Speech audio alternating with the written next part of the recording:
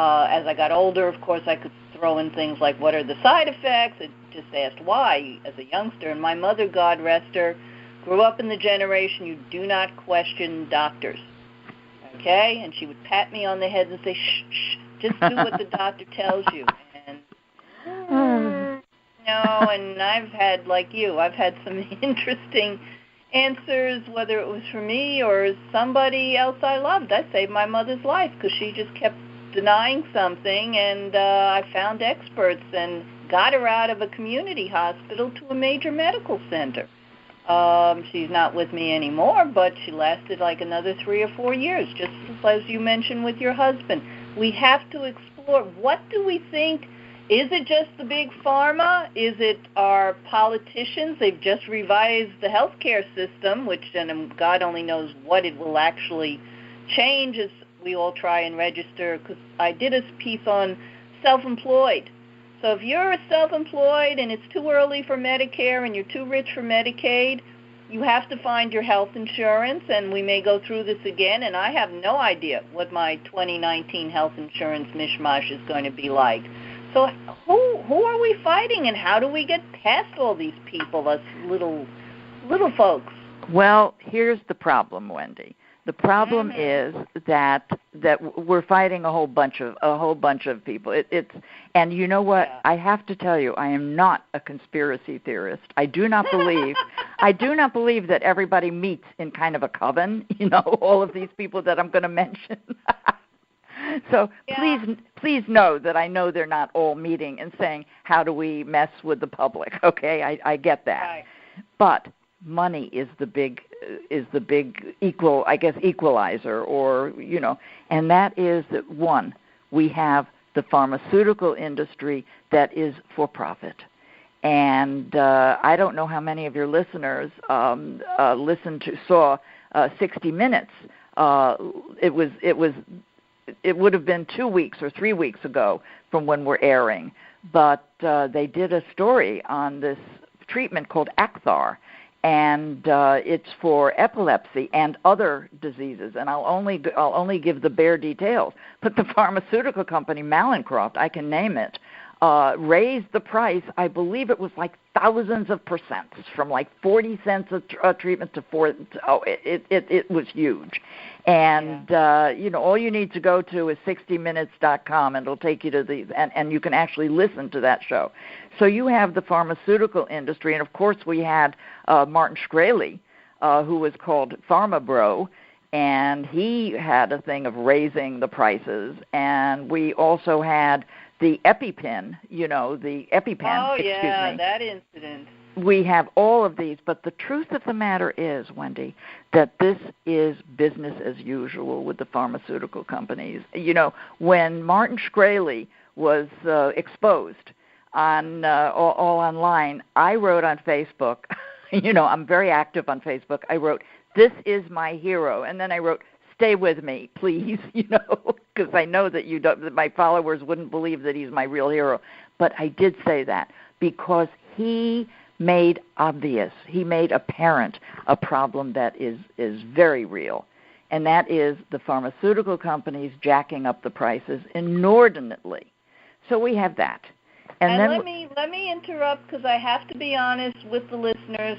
I started part of my career not just reporting on the healthcare industry, but eventually writing for all sorts of people, including the pharmaceutical companies. And I've had Merck as a client and AstraZeneca and many. But because I think I came out of journalism, what they always knew when they hired me is this has to be an objective piece. So, for example, one group sent me to the breast cancer conference that's famous in San Antonio every year. I told them before I went, okay, I'm writing this for an oncology publication, but it has to be a balanced perspective of how this has come out, which doctors are really relying on it, why does it or doesn't it really, matter, and so forth. So I call this healthcare storytelling, but I always stress to people it is not fake, it's not made up like ad blathering. This is true materials, whether it's an article for a magazine, and I'm just published again in the American College of Radiology. It just got up there, so you can find me online. It has to be unbiased. It has to be objective. Articles, case studies, blogs, print or online, I don't care. Even your brochure better be accurate. So I do have to tell you, whether it's a pharma company, medical device, I have to get accurate information. So I will not just toss out the whole pharmaceutical industry and every single, although we just heard, I just heard yesterday that something related to the president, and I think it's Novartis, is one drug company that's gotten involved, and something doesn't smell quite right. So we have to know what is working and what isn't, and you've got to read carefully or we will all be in trouble, and listen carefully. Absolutely. And by the way, there is as I said, the pharmaceutical industry is one of them. There are so many parts to this puzzle. But there is a website that I think your listeners, if they don't know about, I'd like to tell them about it. It's called ProPublica. And if you put in the search bar, dollars for docs in Google, it will come up, and it's fantastic. What it does is it shows how much money different doctors get.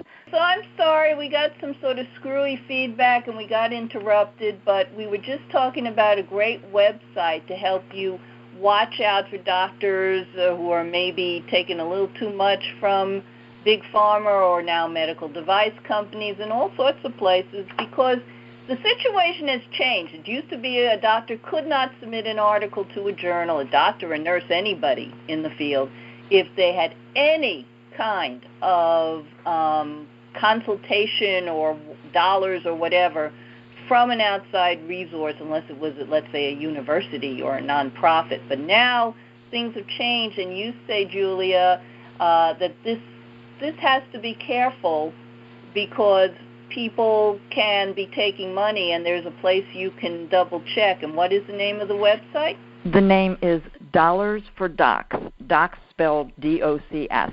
All you have to do is put in Dollars for Docs in Google or whatever search bar you use, and the company that runs Dollars for Docs is called ProPublica, P-R-O-P-U-B-L-I-C-A.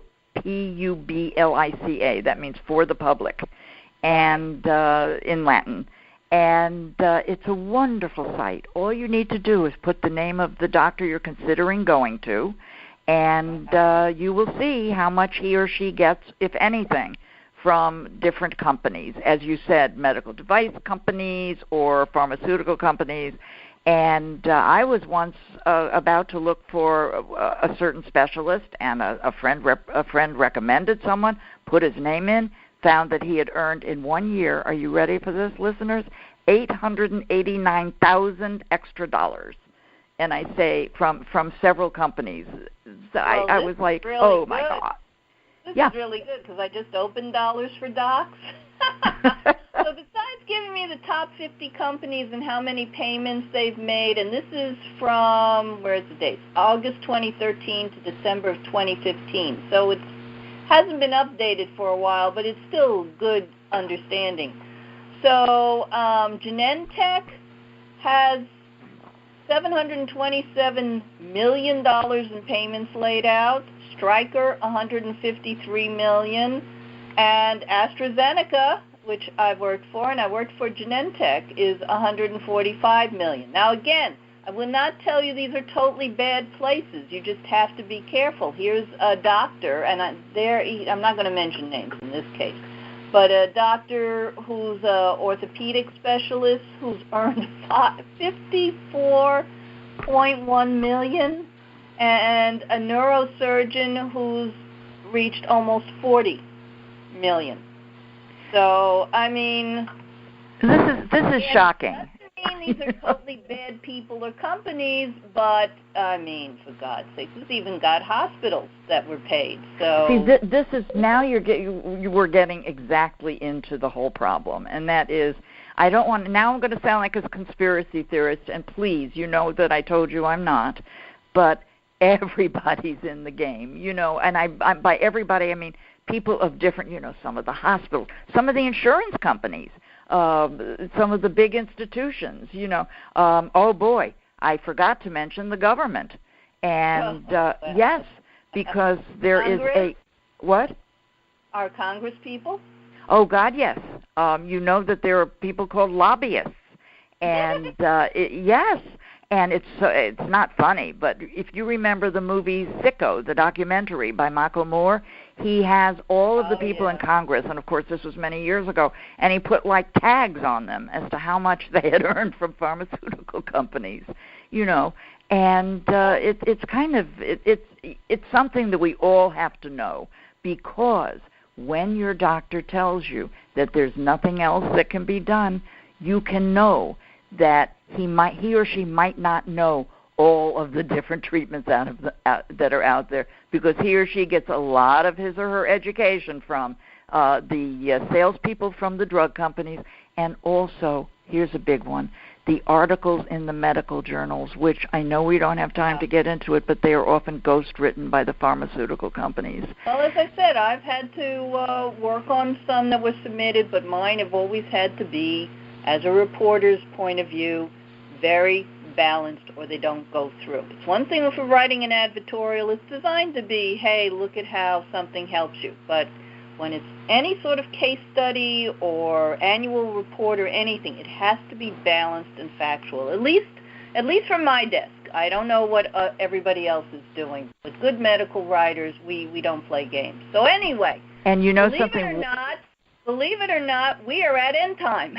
Oh, my goodness, I had such fun. We could do this for another 2 hours. But so let me make sure everybody knows where to look for you, how to find you. It's Julia Shopik, and the book is Honest Medicine, and I assume we can find you on Amazon. Anything else you'd like to tell us? Definitely on Amazon. I'm writing another book about one of the treatments that I wrote about in Honest Medicine. And you can write to me at julia@honestmedicine.com. My website is honestmedicine.com. I think that's my my tagline here, Honest Medicine. Okay. And just to remind our listeners, I am Wendy Meyer-Off, and I am the Biz co-anchor of Partners in Health and Biz. You can find our stuff on partnersinhealth.biz. That's the main website, or pihradio.net.